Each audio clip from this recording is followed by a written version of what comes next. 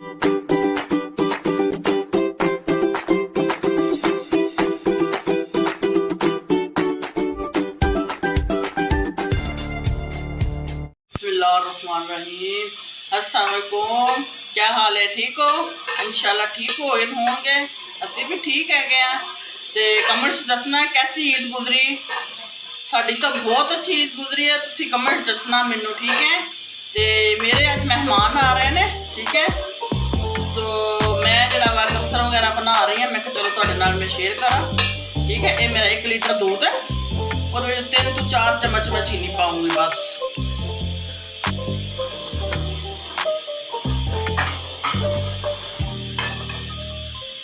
क्योंकि जो मेहमान आ रहा है उन्होंने शुगर है, यदि वजह तो मैं जरा थोड़ी पा रही। ये मेरी छोटी इलाची जा रही है।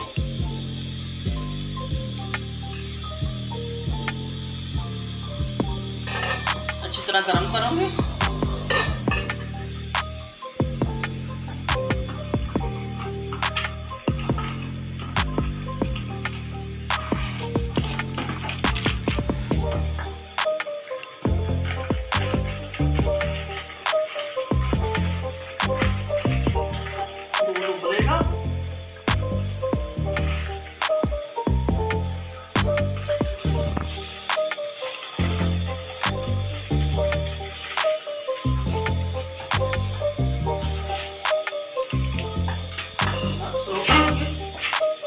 दूध तो मेरा गया ऊपर।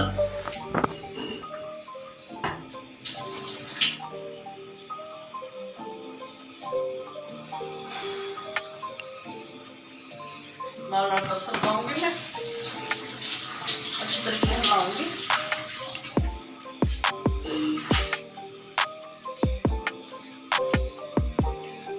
मेरा मैंगो वाला कस्टर्ड है, फ्लेवर बच्चों को बहुत पसंद है। वो भी मेहमानों वास्ते वो ही लैके आने जी चीज़ उन्होंने पसंद होएगी।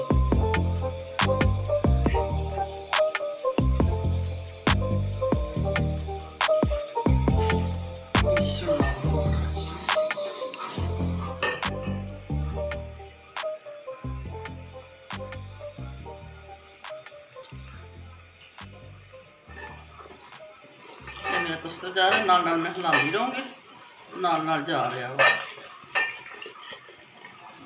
हाथ मेरे कंबी जा रहे हैं क्योंकि मेरी शुगर जी है तेज़ हो रही। कल का मिठा खा रही हूँ, ठीक है। ये मेरा बन के तैयार हो गया वा, ठीक है। मैंने डोंगे जो सजाऊ बनाऊँगी, जो सिंगार संगूर करूँगी, डोंगे ਇਹਦਾ मेकअप करूँगी, ठीक है।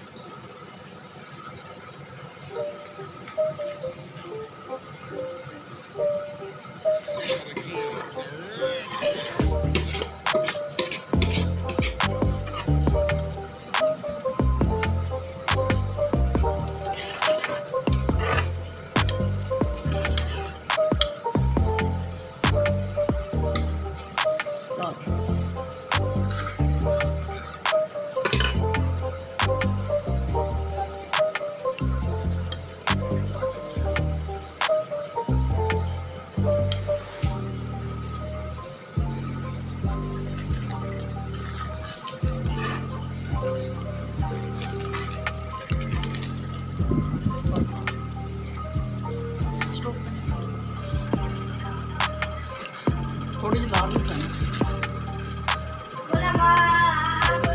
बस कर दो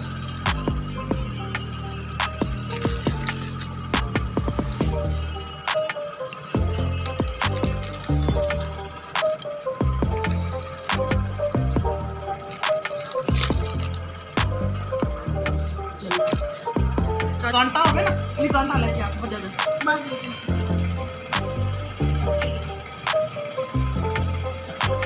चम्मच से ही मतलब क्या है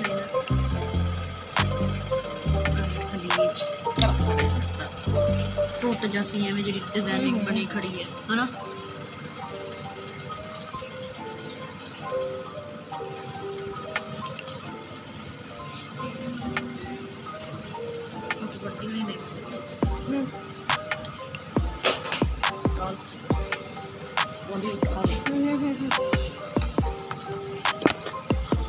सब्र तक कर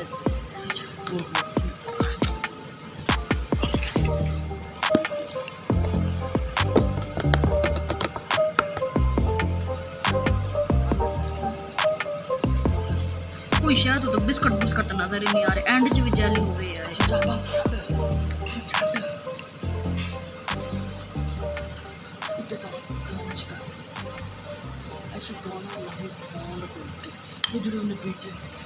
आज वीडियो एडिटिंग करके अपन देगा इनके तो ये होए ਆਪਾਂ ਦੋ ਤਿੰਨ ਬਣਵਾ ਲਈ ਇੰਗਲਿਸ਼ ਫਿਕਸ ਹੈ ਨਾ ਦੇਖੋ ਸਹੀ ਨਹੀਂ ਨਾ ਸੱਟੀ ਐਸਾ ਕਿਵੇਂ ਸਫੈਦ ਉੱਤੇ ਰੈਡ ਉੱਤੇ ਸਫੈਦ सुंदर चला शुरू कर अल्लाह चलो जी मेरे कस्टर्ड बन के तैयार हो गया वा ठीक है ਤੇ ਮਹਿਮਾਨ ਵੀ ਤਿਆਰ ਹੋਣ ਨੇ ਖਾਣ ਨੂੰ ਤੇ ਠੀਕ ਹੈ ਤੁਸੀਂ ਦੁਆਵਾਂ ਯਾਦ ਰੱਖੋ ਮੇਰੀ ਵੀਡੀਓ ਨੂੰ ਸ਼ੇਅਰ ਕਰਿਓ ਲਾਈਕ ਕਰਿਓ ਸਬਸਕ੍ਰਾਈਬ ਕਰਿਓ ਪਲੀਜ਼ ਠੀਕ ਹੈ ਅੱਲਾ ਹਾਫਿਜ਼ ਦੁਆਵਾਂ ਯਾਦ ਰੱਖਿਓ।